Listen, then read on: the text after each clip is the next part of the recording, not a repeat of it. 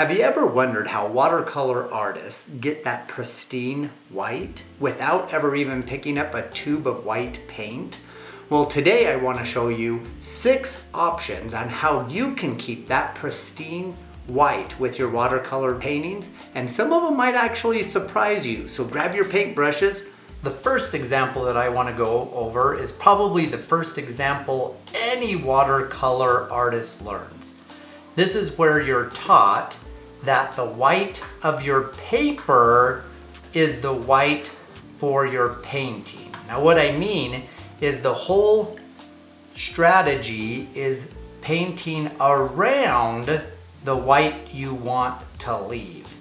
Now, because this is the first strategy almost any water painter learns, it's one that actually, in my opinion, I find actually takes a lot of patience to understand and strategy to work around.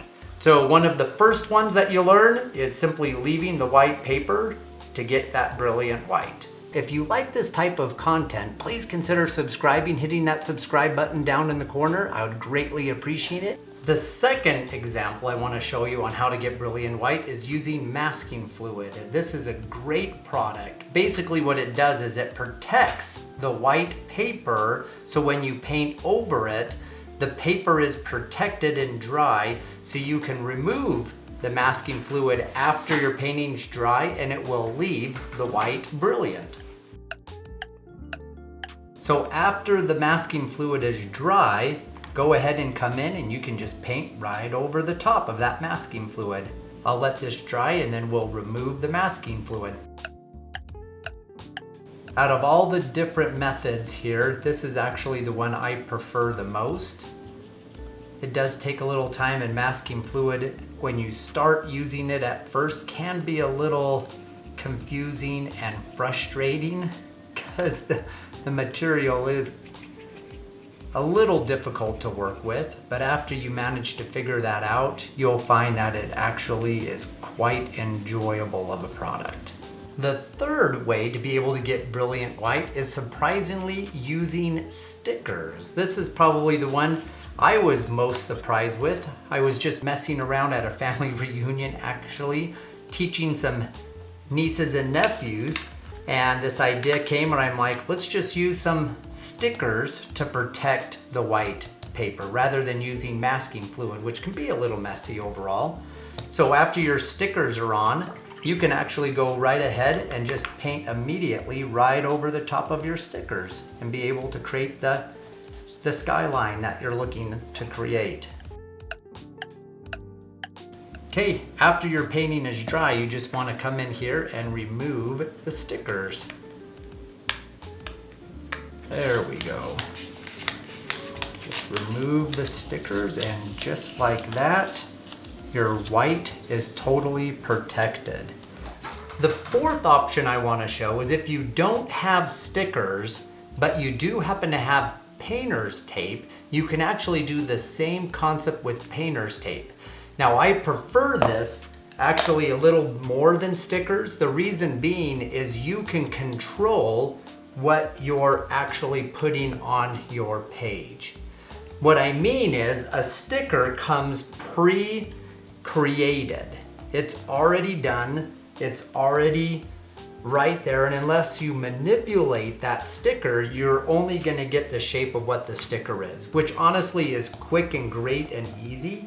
But say for an example you want something that's more unique, then you can cut out the different shapes that you want, and you can cut out anything you want with tape.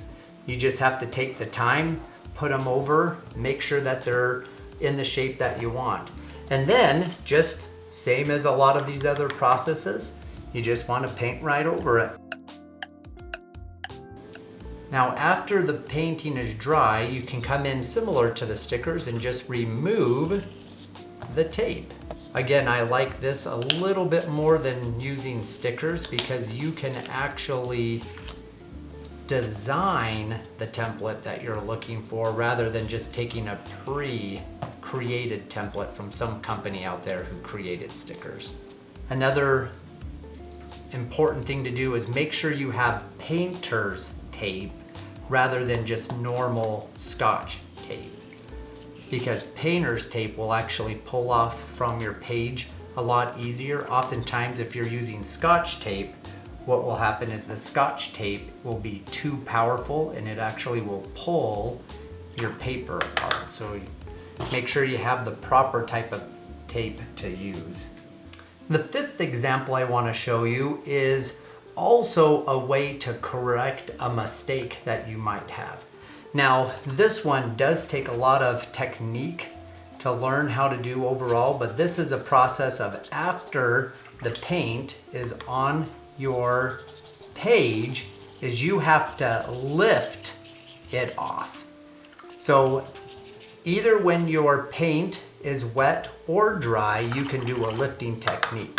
What happens is you have to come in with clean water and with a clean brush, come in and lift off the paint that's already on the page.